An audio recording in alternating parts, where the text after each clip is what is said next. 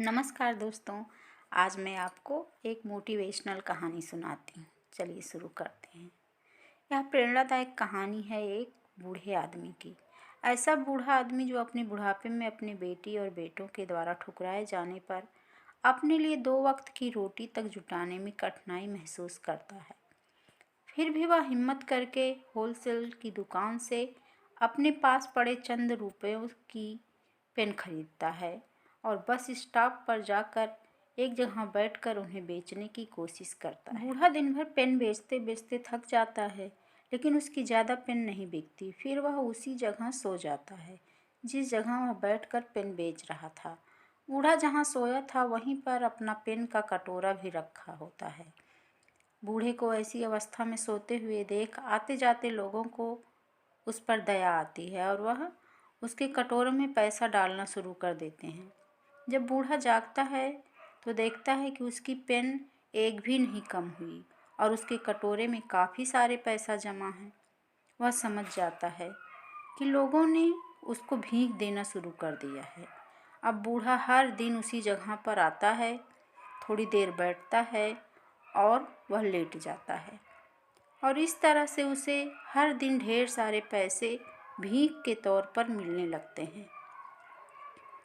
कई दिन बीतने के बाद जब बूढ़ा उसी जगह अपने उसी कटोरे में पेन रखकर बिना कुछ बोले बैठा होता है, तब एक यंग बिजनेसमैन उसको देखकर उसके पास कटोरे में 50 रुपया डालता है और अपने बस में बैठ जाता है। बस में बैठने के कुछ सेकंड बाद बिजनेसमैन को क्या सोचता है पता नहीं कि वह बस से नीचे उतरता है, उस बूढ़े के पास आता है, उस कटोरे से कुछ पेन उठाता है और उसे कहता है कि इस पेन की कुछ कीमत है और मैं आपको कीमत देकर यह पेन ले रहा हूँ। आखिर आप भी एक बिजनेसमैन हैं और मैं भी। इतना कहकर वह फिर से अपने बस में बैठ जाता है और बस वहाँ से चली जाती है। उस यंग बिजनेसमैन की बातें जैसे बूढ़े के दिल में उतर जाती है। उसकी बातें दिन रात उस बूढ़े के दिमाग में घूमती रहती है। 2 साल बीत जाते। एक दिन वह यंग बिजनेसमैन एक जगह पर उस बूढ़े को दिखता है। बूढ़ा आदमी उसके पास जाता है और उससे कहता है, आपने मुझे पहचाना? शायद आप भूल गए होंगे, लेकिन मुझे आप अच्छे से याद हो। वह बिजनेसमैन कहता है, आपकी याद दिलाने पर मुझे थोड़ा थोड़ा याद आ रहा है। शायद आप वही बूढ़े आदमी हैं जो कभी उस बस स्टॉप पर बैठकर भीख मांगा करते थे। लेकिन आज तो आपका अंदाज ही कुछ बदला हुआ है। आप सूट बूट टाई पहनकर यहाँ क्या कर रहे हैं? बूढ़ा आदमी उस यंग बिजनेसमैन को धन्यवाद देते हुए कहता है, आप नहीं जानते, आपने उस एक मुलाकात में मुझ पर कितना उपकार किया है।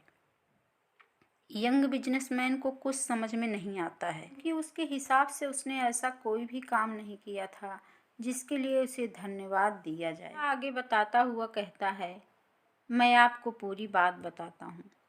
उस दिन जब आपने मुझ पर दया न दिखाते हुए अपने पैसों के बदले मेरे कटोरे से पेन उठाई और जो शब्द आपने मुझसे कहे कि पेन की भी कीमत है और आपकी तरह मैं भी एक व्यापारी, इन शब्दों ने मेरे दिल दिमाग पर आंदोलन कर दिया।